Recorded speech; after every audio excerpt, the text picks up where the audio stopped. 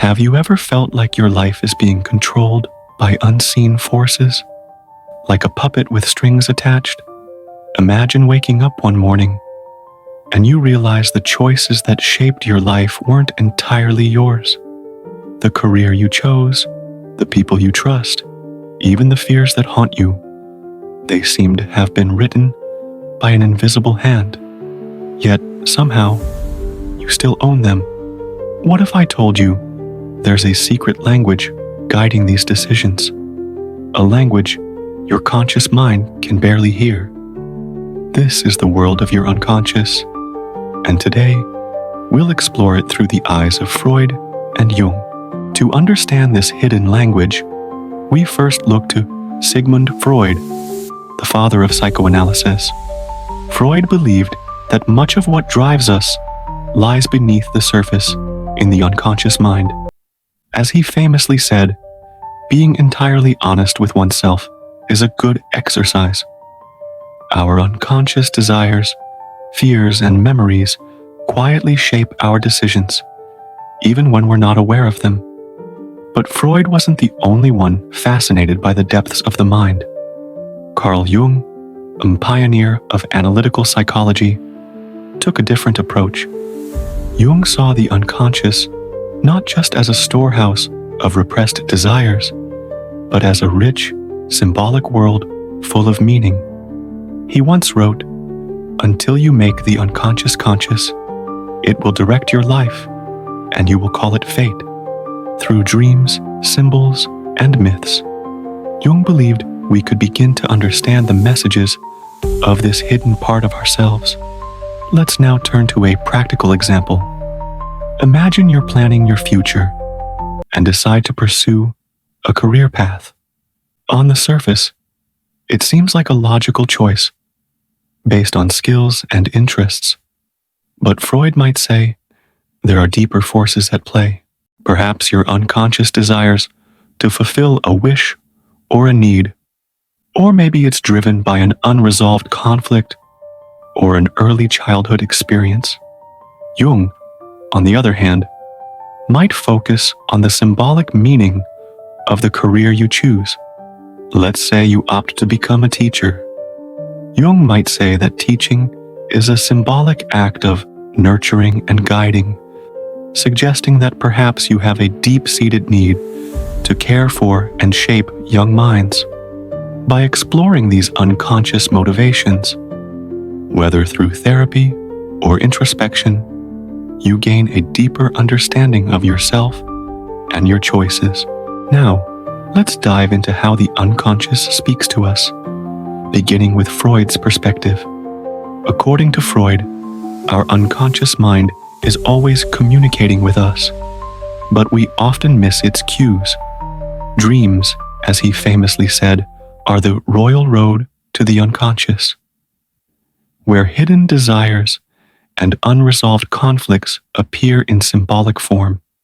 For instance, if you dream repeatedly about being chased, Freud might suggest that you're unconsciously running from a fear or a situation in your waking life that you're trying to escape.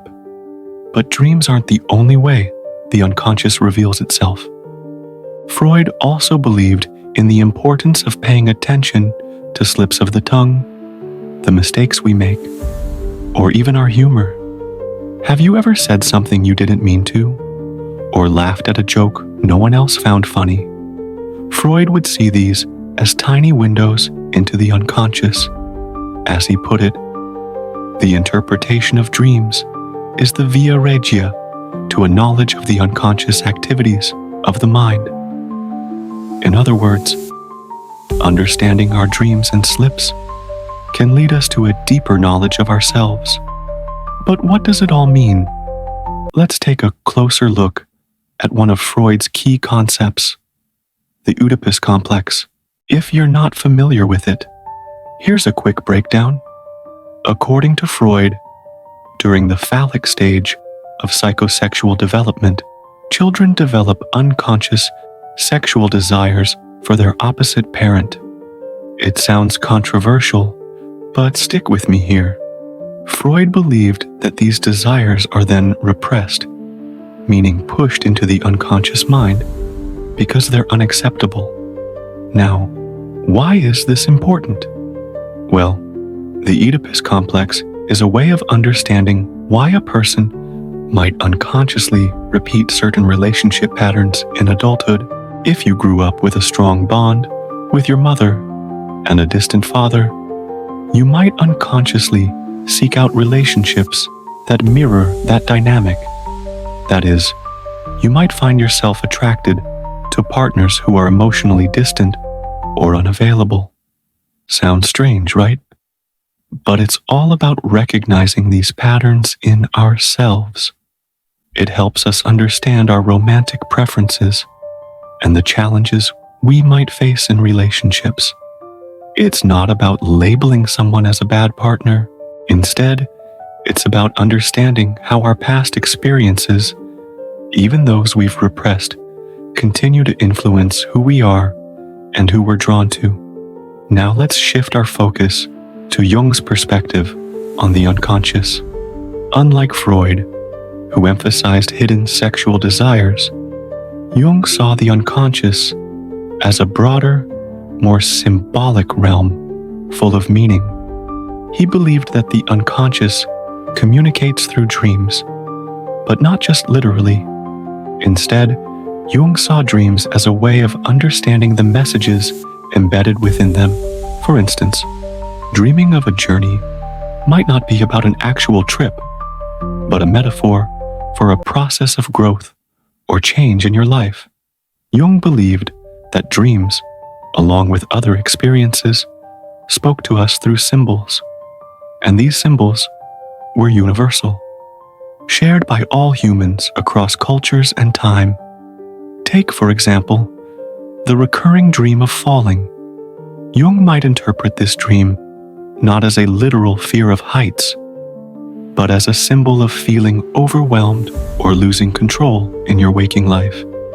It's about recognizing these patterns in our experiences and understanding what they might be telling us. But how do we unlock the meaning behind these symbols? Jung believed that we can use our intuition, our capacity to connect with the deeper layers of our mind and the meanings that emerge from that connection. So instead of searching for a definitive answer, Jung encouraged us to explore our feelings and impressions. For example, if you keep seeing the number 888, Jung might ask you, how does that make you feel? Excited? Confused? Curious? Your response provides a clue to the message encoded in the number. In essence, Jung's approach encourages us to pay attention to the patterns and symbols that appear in our lives. It's not about finding a fixed meaning, but about understanding the messages that resonate with us on a deeper level. Before we move on, I'd love to hear from you. Have you experienced any of these phenomena? Perhaps you've had dreams that felt strangely prophetic, or noticed repeating patterns in your life. Maybe you've even explored therapy or introspection to understand yourself better. Please share your thoughts in the comments below. It's incredibly valuable to hear your stories and insights and build a community around these fascinating topics. Now, let's delve deeper into Jung's concept of the collective unconscious. He believed that beneath our personal unconscious, which stores our unique memories and experiences, lies the collective unconscious. This vast storehouse holds the combined experiences and wisdom of our ancestors. It's like an invisible library filled with universal symbols, patterns, and stories passed down through generations. So, how does this apply to us today? Well, Jung believed that the collective unconscious influences our thoughts, feelings, and actions in ways we might not consciously recognize. It shapes our understanding of the world and our place in it. For example, think about the power of storytelling. Stories have been a part of human culture for thousands of years. and they often contain elements that resonate deeply within us. Why do certain stories captivate us? Jung might suggest that they tap into the collective unconscious, speaking to us on a primal level. Similarly, religious and spiritual beliefs are deeply rooted in the collective unconscious. They offer us frameworks for understanding life's mysteries and provide comfort and guidance in times of uncertainty. But it's not just about tradition. The collective unconscious also manifests in our everyday experiences.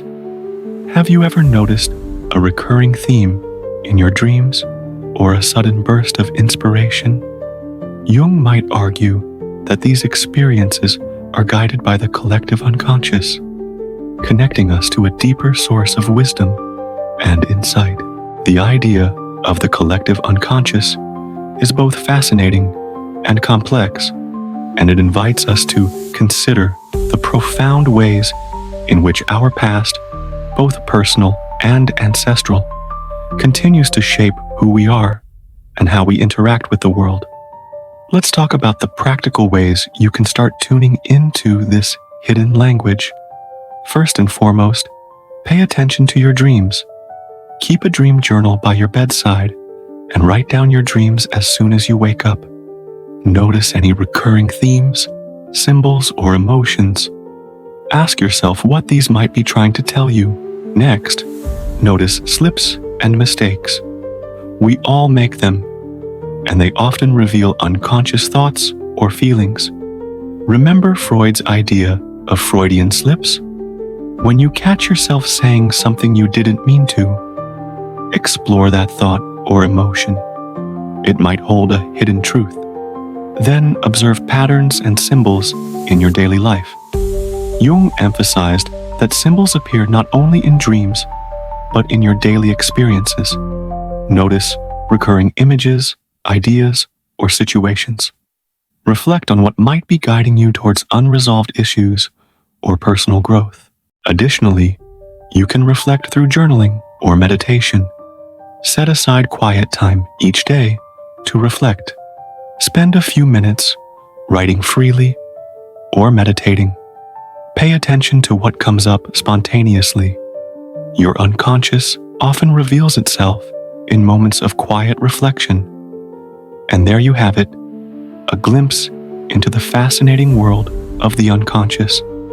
Whether you're diving deeper with Jungian analysis or seeking clarity through practical techniques, remember that understanding your unconscious is a journey, not a destination. It's about embracing the complexities of your psyche and recognizing that sometimes the deepest truths lie hidden beneath the surface.